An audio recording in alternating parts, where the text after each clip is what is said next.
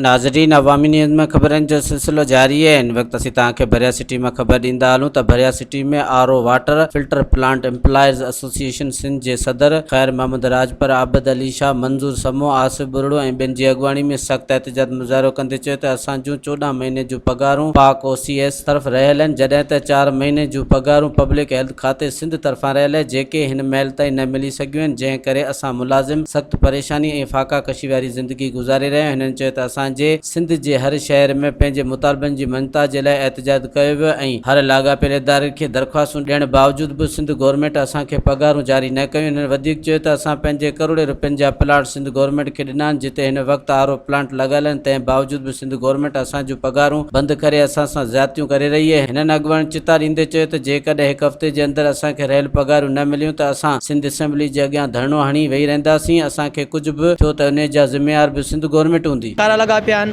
उन्हनि प्लांटनि ते पूरी सिंध लेवल ते कनि था, ऑपरेटरी कनि था। उन्हनि ऑपरेटरनि जूं हिन वक़्त ताईं मुख़्तलिफ़ ज़िलनि जूं 14 महीननि खां वठी करे 18 महीननि ताईं पघारूं बंदि आहिनि, जंहिंजे करे असां पूरी सिंध लेवल ते हर हिकु डिस्ट्रिक्ट जे एक्सन इंजीनियर खे दरख़्वास्तूं कयूं, उन्हनि जे आॾो धरना ॾिना। हर हिकु शहर जे प्रेस क्लब जे आॾो असां धरना ॾिना। पूरी सिंध लेवल ते असां वटि प्रूफ मौजूदु आहिनि ऐं असां दरख़्वास्तूं ॾींदा आया आहियूं।